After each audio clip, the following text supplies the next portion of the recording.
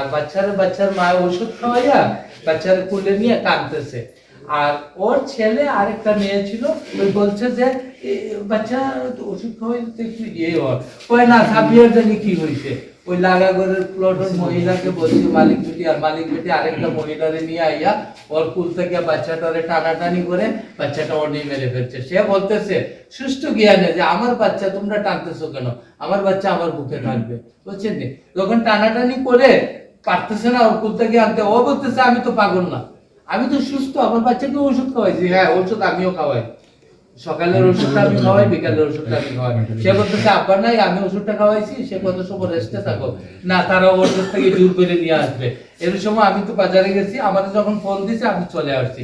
আইসা বললাম গো মা বাচ্চাটারে দিয়ে দাও। কয় না আব্বা বাচ্চাটারে তো ওরা মেরে ফেলছে, আমি তো জানি না। তা আমি বললাম দাও। কয় না আব্বা আমিও মেডিকেলে নিয়ে যাবো। আমি বললাম তোমার যাওয়ার দরকার নাই, ওই আমি বাচ্চাটারে জোর করে ওর দুইজনের কাছে দিয়ে কইলাম যে তাড়াতাড়ি দেশে না বা মেডিকেলে নিয়ে যাও। এই নিয়ে আসছে, আসার বাদে আমি মেয়েরে ওই মালিক বেটি, ওই এলাকার মেম্বার, সাফরান থেকে পুলিশ আসছিল, ওরা এসে বাইরে দিয়ে তালা মারি দিচ্ছে, আমরা ভিতরে বাপ মেয়ে। তারপরে যখন বাইশগুলো বলছি তখন বলছে যে ঠিক আছে, হ্যাঁ উসমানিক মেয়েকে দেখতে যাও। এখন মেয়েকে দেখতে আসছি, আসার পথে ওনার স্বামীরে পাইছে উসমানিতে আইসা। সে তো আর দেখা করে না চায়, ও পাইয়াই ধরছে। ধরার পরে ওনার বড় ভাই আরো দুই একজন আমার মেয়েকে মারতে গেছে, ইয়ে করতে গেছে, বুঝছেন? আমি বলছি যে রাখো, আমি তো এখানে আছি, আমি তো এখানে আছি।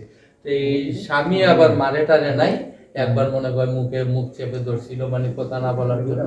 সে কোনো অন্যায় এখানে করে নাই। তা আমি বলছি যে এক কাজ করো, মেডিকেলের পুলিশকে খবর দাও, কারণ এইটা রাস্তার মধ্যে এই ধরনের কথাবার্তা হবে, এগুলো মানুষ জানবে, খারাপ লাগবে। তো এই মেডিকেলের পুলিশকে খবর দাও, তাদের মাঝে কেউ পুলিশকে খবর দেয় না। এর মধ্যে আমি যেমনি পারি কইলাম যে ঠিক আছে কোতোয়ালি থানাতে চলো। আমি একটা সিএনজি দেখা এই ওর স্বামীরে উঠাইছি, আর ওর স্বামীর এক বন্ধু ওনাকে উঠাইছি। বললে আমি বললাম তো আমি তো আছি, কোনো চিন্তা করো না। আমি চিন্তা করলাম নিরাপত্তার জন্য আমি থানায় নিয়ে আসি।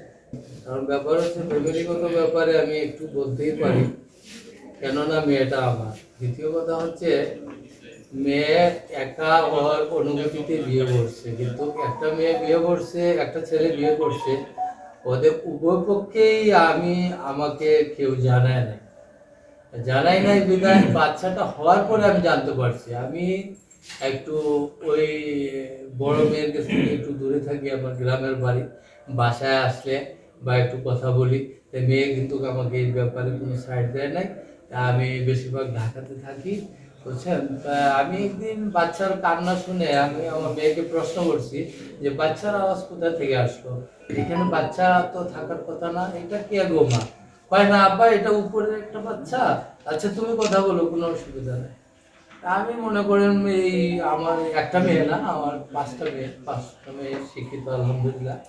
ওদেরকে আমি খুব মানে লেখাপড়ার যতটুকু তাদেরকে দিয়ে তাদেরকে লেখাপড়া এবং যা যা করার দরকার করাইছি। মেয়েটার আমার প্রশ্ন হলো এটা না, আমার প্রশ্ন হলো এই কিছুদিনের মধ্যে মেয়ের বাচ্চা হয়েছে, আমি জানি, যখন জানার পরে আমি বাসায় আইসা আর বাচ্চাটা দেখে আমি কোথাও যাই না।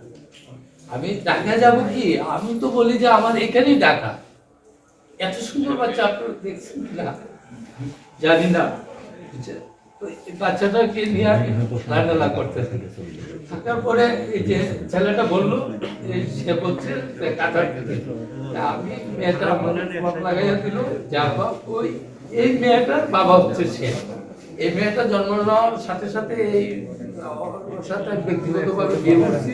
ব্যাপারে বিয়ার পরে যখন বাচ্চাটা আমার পেটে আসে, সে আমার শিক্ষারে গেছে ইত্যাদি, আমার বন্ধুবান্ধব মানে এমন একটা গ্রুপ এটা তৈরি করছে। আমি ওই সময় সুসাইড করতাম, কারণ বাচ্চাটার জন্য আমি সুসাইড করে নাই, আমি বাচ্চাটার জন্য আমার বাঁচতে হয়েছে। এখন ওই তোমার দামান সে এই তোমাকে দেখাইলাম, আমিও ওনার সাথে কথা বললাম, কথা বলায় ভালো লাগলো। আমি ওনার মেয়েকে নিয়ে বা ওনার বাবাকে একদিন মেডিকেলে দেখতে গেছি, ওনার বাবা অসুস্থ ছিল। আমার ওদের ফ্যামিলিটার খুবই ভালো লাগছে, বুঝছেন? ভালো লাগার পরে আমি চিন্তা করলাম যে আমার দামান তো ফার্স্ট, আমার মেয়েও তো ইনশাল্লাহ আলহামদুলিল্লাহ। যাক ওইখানে উনি আসছে বিদেশ থেকে, কবে আসছে আমি তা জানি না, আমি জানি না, আমি মেয়েটারে নিয়ে আমি শিমগলে গেছি আমার আরেক মেয়ের বাসায়। ওইখানে যাওয়ার পরে ওইখানে 2-3 দিন থাকছি, থাকার পরে আমি আবার চলে আসছি। চলে আসার বাদে আমার মেয়ে বলছে যে আপু ওর বাবা আসছে, ওর বাবা তো বাসায় আসতেছে না। আমি বললাম ওর বাবা বিদেশ থেকে আসছে, একটা মেয়ে হচ্ছে, মেয়েটারে দেখার জন্য তো বাসায় আসতেছে না মানে ফোন দিলাম, আমাকে বললো যে আপা সে বলছে আসছে। আসার পথে তাদের এই বেডরুমে বসে রুম 2টা বা 3টা আছে, আমি তো একটুকু তাদের দিতে হয় না, তাদের কি কথা কাটাকাটি এমনি যাই। আমার প্রশ্ন সেটা না, আমার প্রশ্ন হলো ওনার স্ত্রী সুস্থ, এখনো যে মেয়েটার কথা বলতেছে, আমি 100% লিখিত দিতে পারবো যে এই মেয়ে কোনো অসুস্থ না, এই মেয়ে কোনো রুগী না, এই মেয়ে একদম মানে মানসিক রোগী তো প্রশ্নই উঠে না, এবং খুব ভালো কথাবার্তায়, চাল চলন সবকিছুতে। তখন উনি আমাকে বললো আমার মেয়ে যে আপু এমন একটা বিয়ে বসলাম, এমন একটা বাচ্চা জন্ম নিলাম, ওর বাবা এসে আমার রুমে থাকে না কেন, থাকতে চায় না কেন?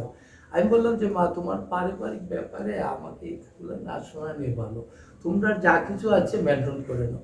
হ্যাঁ, তখন তারা 2 মুখ আমি একবারে ধরে ফেলেছি, বাসার ভিতরে ধরে ফেলছি, তোমাদের কি হয়েছে আমাকে একটু বলো, খোলাবেলা দেখি আমি কিছু করতে পারি কিনা। আর উনারা হয়তো আমাদের এখন পর্যন্ত সত্য কথা হয়েছে সামনাসামনি আছে, আমার ছেলের মতো বা আমার বাবা আসে বলো, আমি জিজ্ঞেস করছি এই কথা, আমাকে কিছু বলে যে না আমার কিছু না। আমার প্রশ্ন হলো কিছু না হলে তো তুমি বিদেশ থেকে আসছো, তোমার বাড়িতে যদি সময় দাও 1 রাত, তুমি এখানে 2 রাত সময় দিতে হবে।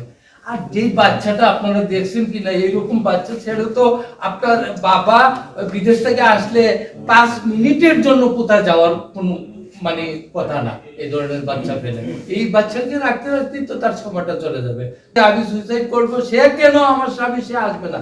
আর আমাকে বলছে যে তুমি আমার কেমন বাবা হয়েছো, তোমাকে বাবা বলতে আমার ঘৃণা করে, লজ্জা করে, এমন বাবার করে আমি জন্ম নিছি, তুমি আমার বাবা, আমি বিয়ে একাই করছি ভালো, কিন্তু তুমি আমার বাবা, তুমি আমাকে চাচাকে শোনাচ্ছ না, আমার আরেক চাচা সেনাবাহিনীতে চাকরি করে, ওনাকে শোনাচ্ছ না, আমাকে না করতেছো, তো তুমি ওর বিচারটা করে দাও, ও বিদেশ থেকে আসছে কেন আমার পাশে আইসা থাকবে না। আমি বললাম মা তুমি একটু ধৈর্য আমি এটা আস্তে আস্তে ঠিক করে দেবো। উনাকেও আমি কয়েকদিন রিকোয়েস্ট করছি যে তোমাদের মাঝে যে ঝগড়াঝাটিটা তোমরা একটু সলভ করে নাও। এই ব্যাপারে এখন ট্যাবলেট খায় উনি জানে, আর উনি কি করে উনি জানে। আমি যতটুকু পারি, যখন আমি দিশা পাইলাম যে ঘুমের একটু ওষুধ খাইছে, তখন উনি একদিন আমারে বলছে, বলার পরে উনি চলে গেছে, যখন ঘুমের ওষুধ খাইছে বাসা থেকে চলে গেছে। চলে যাওয়ার বাদে আল্লাহর কি মর্জি, আমি বাসায়, আমার এই মেয়েটা বাসায়, আর আমার একটা নাতি আছে বুঝছেন। এখন অত দূরে দূরে শ্বাস নিতেছি, এমন তো আমি কান্নায় ভেঙে পড়ছি, আর ছোট বাচ্চাটা এত কান্না বুঝছেন। উনি তো চলে গেছে রাত্রে 11টা, মনে হয় বয়াতে চলে গেছে, না জানি না কি হয়ে যায়। তখন যাও আলহামদুলিল্লাহ মেয়েটাকে আমি পরের দিন সুস্থ করে 2 দিন পরে আবার উনি আসছে। আসার পরে আবার একই অবস্থা, ওনাকে বলছে যে তুমি যদি রাত্রে না আসো, আমি ফোনে যেটুকু বলছি, ফোনগুলাতে বুঝে রেখেটে আছে, বলছে যে তুমি যদি না আও তা আমি তোমার মেয়েকেও মারবো, আমি নিজেও মরবো, কারণ আমার জীবন রেখে লাভ নাই। আমি যে স্বামীর সাথে বিয়ে করছি, স্বামী আমাকে এই অগ্র অধিকার দিচ্ছে না, তা আমার এই জীবন রেখে তো লাভ নাই।